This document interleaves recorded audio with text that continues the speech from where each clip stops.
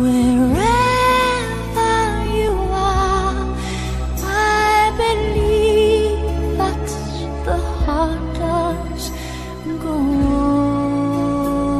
on. What's happening, guys? Silent Mike, Super Trendy Jim, Mark Bell's Powercast, Reebok 1 checking in. Something a little bit different for you guys. Often, you see me and on my channel, the 3 competition lifts, not that many variants. I do like the strict lifts in powerlifting, but recently on my channel, I've been prepping for a meet, except for these last 4 weeks. It's kind of my quote-unquote off-season. So, basic programming for you guys. Further away you are from a meet, the more variants you can have in your training, whether that be an exercise variation, a barbell variation, or some kind of rep scheme and set variation. So today we kind of have all of them. So we're pulling against bands. Me and Mark hopped in together. We just want to get some good work in. Once again, the cliche of building strength, not testing strength. So we're hitting a bunch of triples. We have some kind of rogue green band. I believe it's like an average band. I don't know how much it is at the top. We kind of go by feel in the off season as well, not so much percentages or chosen weights. When I'm working with a coach or programming for myself or clients or people I work with, I do a percentage, or I just choose their weight for them. Say, hey man, you have 315 pounds for 5x3, and that's all mathematically worked out to have them peak at their meet. But in the off season, I just want to handle a good amount of weight. 405 is, who knows what, 65, 70% of my max. Plus these bands, I just want to do a bunch of triples, get some work in. That first set was 315. I hit conventional and sumo warming up, and then I switched over to sumo. Just triples. Once again, the coined Ed Cone touch and go. I like to control my eccentric, let the weight dissipate just a little bit, come back up, control on the way down.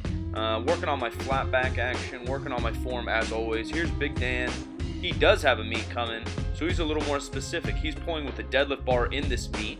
No bands, no chains, no accommodating resistance. We just have him hitting sets of 6, I believe, with 545 pounds or so. There's a bunch of math on there. You guys can do it. 2 55-pound plates on each side, plus maybe a 10. He's doing a little bit more regular touch and go than I like in the beginning of that set. Then at the end, he lets go dissipate a little bit, lets the weight and whip get down into the ground and gravity take over. I'm just a fan of that. I think it's good to pull you into position so you can get a better feel for that starting position, because with your 1 rep max, you just have to get in that position at the snap of the fingers. Rather than a touch and go, it's great to build muscle, but I don't think it necessarily helps your starting position. And I think the starting position is obviously where you start is where you're going to finish. So it's very important for most lifters to get that starting position down. You can see Mark's doing more of a typical dead stop deadlift, which I also think is great. Varying all 3 of them I think is awesome, but my personal preference for me and my clients is to kind of do the Ed Cone-esque controlled dissipation, dysfunction, dilation, all of that. Let it break in the ground. Here's Chun-Li, Miss Joey Lee, working in with us. Cool to have Joey work out with us because she's pretty strict in her barbell movements also. She's kind of a beginner-ish to the sport.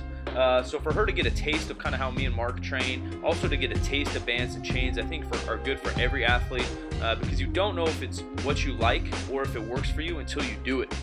Part of this powerlifting thing is just enjoying the process. So there's kind of 2 ways to do that, right? If you get better, you're probably going to enjoy it more, right? We're always have more fun at something we're good at.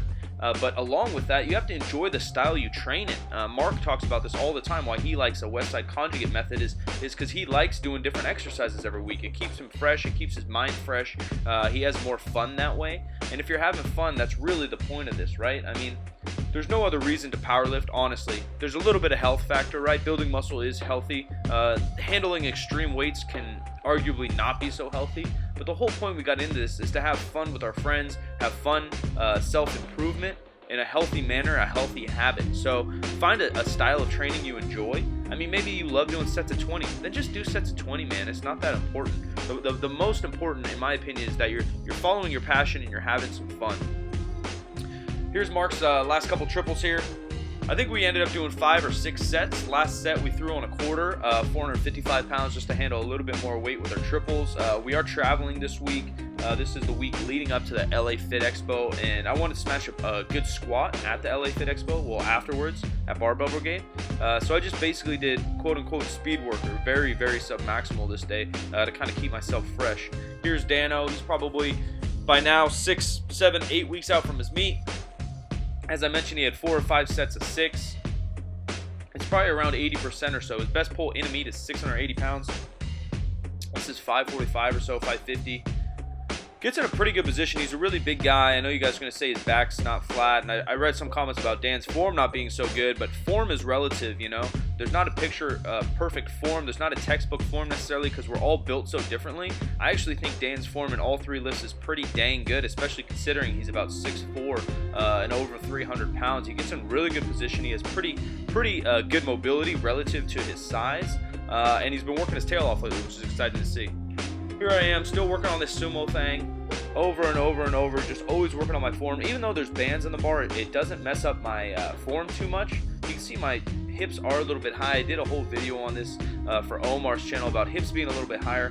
That's basically just because my arms are relatively short and my torso is relatively long.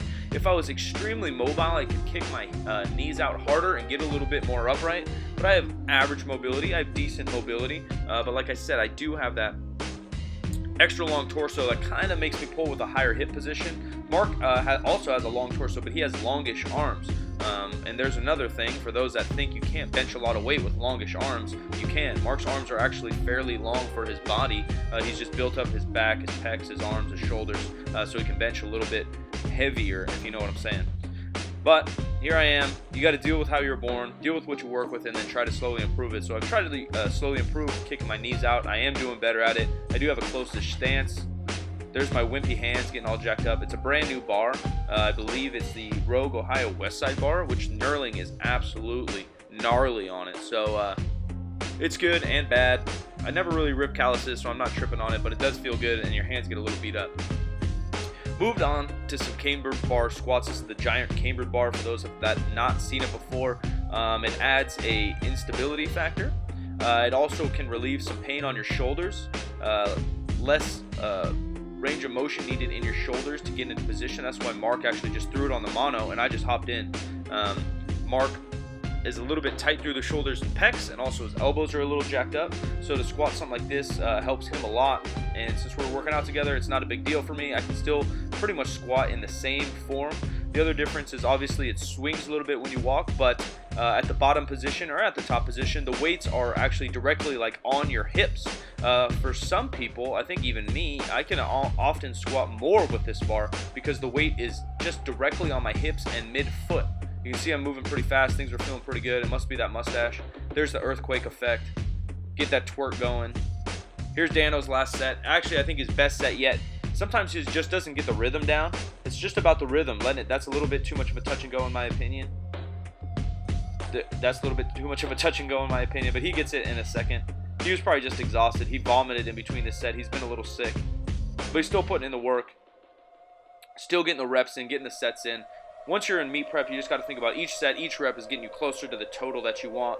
Here's a quick shot of Marcus in his top set. Something over 600, just bangs it out for 1 trillion reps. I think he gets sets of 6 or so. He's become very efficient in his sumo, which is cool to see. That's it for this one, guys. Like that bitch, share that bitch, subscribe to that bitch. Appreciate the support, guys, and we're out of here.